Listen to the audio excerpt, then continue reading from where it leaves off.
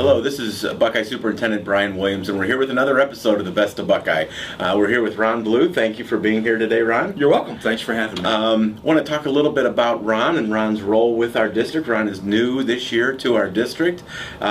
Probably, and give a little bit of history as to why you're here. Probably about a year and a half ago, we started the process of talking about the mental health needs of our students in our school district. And we knew that we needed to do something to try to address the needs of our students. We had met quite frequently with our counselors and the challenges they face, addressing some students that may have some higher needs than perhaps they have the time or ability to deal with. Mm-hmm. So we wanted to look into that and try to do something about that. So we approached your CEO, Mark True, and asked him about his willingness to talk with us about this issue at Alternative Paths. And so we started looking for grants and talking about how can we make this happen for our school district. And we got the United Way involved, and we feel very, very fortunate that the United Way agreed that this was an issue, not only for us but across our county, and we were the recipient of a grant to try to address this problem. So I guess thus this year you're here. Right. So we're very lucky to have you. Can you tell us maybe a little bit about you and your background a little bit? And you've been in this business for quite a long time. Right. So maybe you can tell us just about yourself and maybe how you got into this business. Right. Well, I've worked with adolescents and teenagers since the late 80s, early 90s, in one capacity or another. Right now, in the last 6 years or so, I have been a certified, independently licensed counselor with the state of Ohio, and I work for an agency called Alternative Paths. Since I've been there, I've held a couple of roles. I work in emergency services. I've worked in the probation department, and I've worked with a lot of adolescents in Medina County. So I've been working with them for about 5 years now. Mm-hmm. And I've been here since September 8th, I believe. Mm-hmm. And I work primarily with adolescents now, mm-hmm. A lot of kids, not only here at Buckeye schools, but also in southern Medina County in the Cloverleaf district, mm-hmm. Mm-hmm. out of my hospital, mm-hmm. Lodi Hospital, mm-hmm. down there. So you work out of Buckeye and you work out of Lodi Hospital a little mm-hmm. bit. Mm-hmm. You're in our district pretty much every day. Yeah, 5 days a week. 5 days a week, every day. And then some. And then some. And you work with kids and families. Correct, yeah, I sure do, yeah. I see clients, students, in all four of the buildings, primary, intermediate, junior high, and high school. And I work with the families too. I interact quite a bit with parents, either on the phone or face-to-face. I've had them come into the school, or I've even met some at the hospital as well. So we can kind of get away from, it's a different setting, and you get all the family in a building, in a room, and kind of talk and see what's going on and see what we can do to help things. And I think it's important to note, and it's to some degree, obviously, we'll talk in generalities, but Buckeye's no different than any other school district. I mean, we all are facing the same things. We all have needs. Mm-hmm. We all have kids that have issues that are happening that maybe they just need a little bit of extra support with. Right. When people ask me how the job's going, I always tell them, I said, kids are kids. They got the same problems here as they do in other school districts, as they did 5 years ago, as they did 10 years ago. Mm-hmm. So it's the same type of cycle going over and over again. And you mentioned, and I think your experience is very important, and we're very fortunate to have that experience. We see, and maybe it's the media, it seems like we're seeing a higher incidence of kids either having some kind of crisis, and we've seen the tragedies that have occurred throughout our county. You mentioned you've been doing this since the late 80s, early 90s. Are we seeing a higher incidence of kids at crisis, or is it just more in the news these days? Well, my personal opinion is I think you do see a shift. You do see a kind of a transition when kids become more stressed, or they experience stressors in their environment at school or home, mm-hmm. or whatever. Mm-hmm. There are a number of things that might be a little more severe or a little more significant actions that they act on, mm-hmm. cutting, drug use. Mm-hmm. I mean, the drugs that are available today, mm-hmm. They're a little more varied and a little more dangerous than they were 20, 30 years ago. And you see a lot of incidents of threatening to harm themselves, with self-harm, with cutting, or even threatening to take their lives. That just seems to be like the first default they go to when they get a little stressed. So I would say there is, in my opinion, there has been a shift in the last few years or so. So you mentioned drug use, and I think we would be wrong if we stuck our head in the sand to pretend that we don't have a drug issue. And again, not in Buckeye, everywhere. It's everywhere. We are the same as everybody else. So we have kids that are experimenting or more with drugs. And we always talk about the terrible effects that come from drug use.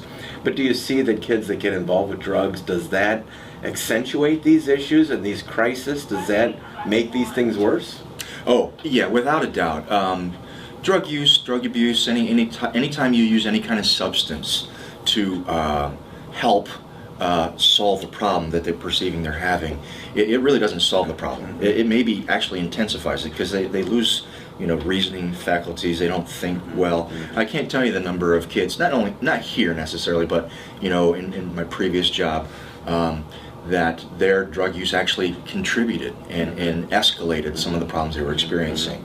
So that's not a secret in business. Well, sure. And again, when you talk about that, I mean, it's almost the chicken and the egg. I mean, did they start having some type of issue in their life that created a situation where they thought maybe drugs would help, or the opposite, they started using drugs, which intensified maybe issues that already existed there. So how about alcohol use? Does that become a factor? Yeah, absolutely. Kids nowadays are very casual about alcohol use, and that might be in part to symbolic of our culture. Our culture is very, very casual about alcohol use. You go to any college campus, and that's just almost the norm, and it's starting to get younger and younger and younger. When I worked at the probation department for Judge Kimbler, I did assessments on individuals there on probation. I probably did 600-700 of them. So I always take a drug and alcohol history, and the age of first use for drugs, for marijuana or alcohol, would go down 10, 11, sometimes 7 or 8. Wow. Would be the age of first use for some of those folks. So definitely it's more pervasive in our culture today. Well, and I've had an opportunity to talk to some of our local judges, and the incidence of alcohol and drug use in the adult world when it comes to criminals and those that are going through the court system, it's incredibly high. Oh yeah. I mean, those that are involved in the court system are usually drug or alcohol related. I've heard Judge Collier say that 90 or 95% of the cases that he sees on a weekly basis are directly drug or alcohol related, or indirectly related to drug or alcohol use. Crazy. Not only possession or trafficking, but burglary, domestic violence, theft. It's all connected somehow. And again, I think it's important to stress that Buckeye's no different than anybody else. No. But I think any opportunity that we have to share with our families that this is something that, especially as the kids get older, as they get into junior high and high school, that this is something as a parent you need to be aware of. You just need to know what goes on. You just, for those that say, well, my child wouldn't do that, or, that's probably is not. No. You really want to probably take the mentality that every child probably has the ability to do it. Hopefully they choose not to, but they're all going to be presented with it potentially at some point. I think every kid in this district is just this far away from being a user or experimenting with it. And as far as parents are concerned, and how you talk about that, in my opinion, I think the more frequent you talk about drug use, and the more you normalize it and just make it a normal part of the conversation you have, the easier you're going to have with it. You don't want to reserve the drug use talk to like once a year or something. You just don't do that. You just make it a normal part of your routine. And it's okay to say no. I mean, kids need to know that there are kids out there saying no, and they're not going to be looked at differently or negatively if you say no. I mean, it's okay. Yeah. Well, let's switch our focus a little bit, because you're not an alcohol and drug counselor here.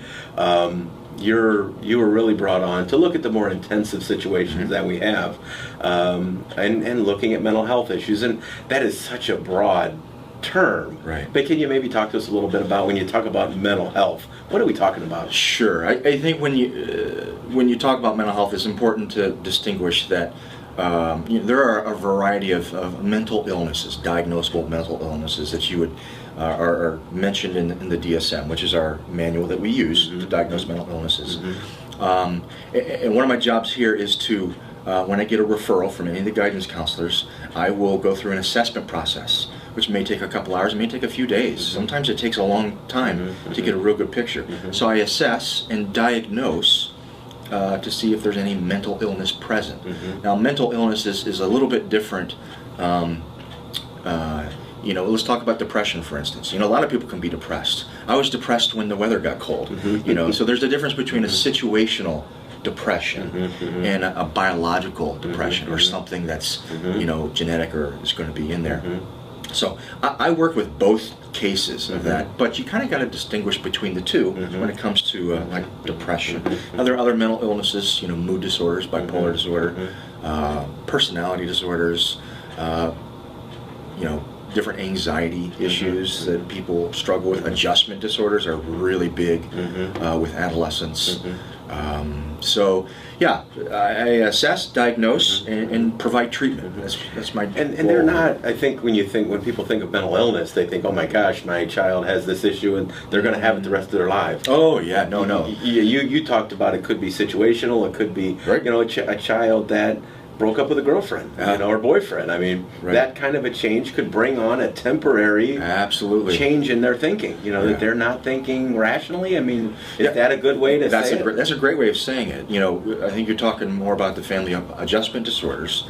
I see that a lot, and that's where someone would experience some type of significant stressor, but their reaction to it is far more severe than the average person that might be a little older and have a little more wisdom. So they might. They get a breakup with a boyfriend or a girlfriend, and they make a threat to themselves, or they do, harm themselves somehow, and they might end up in the emergency room, being assessed. Is this person really suicidal? I've been in the emergency room talking to those folks many times at 1 or 2 or 3 o'clock in the morning, and it kind of boils down to, man, I was just having a bad day. Yeah. Is that coping skills? I mean, are kids when they're 13, 14, 15, 16, I mean, are there coping skills? Is there a maturity issue there that they, what you and I might look at and say, well, that's no big deal. Right. For these kids, they're thinking this is the end of the world. I'm not going to be able to go on. Right. You and I have been around the block a few times, so we've been through situations where we've stressed out. We felt like, oh my gosh, is this day ever going to end? And when you get a lot of those days put together, you kind of realize that there is an end. There is a light at the end of the tunnel. Teenagers necessarily don't always see that. They tend to live in the here and now. They have a hard time looking in the future, looking around the corner.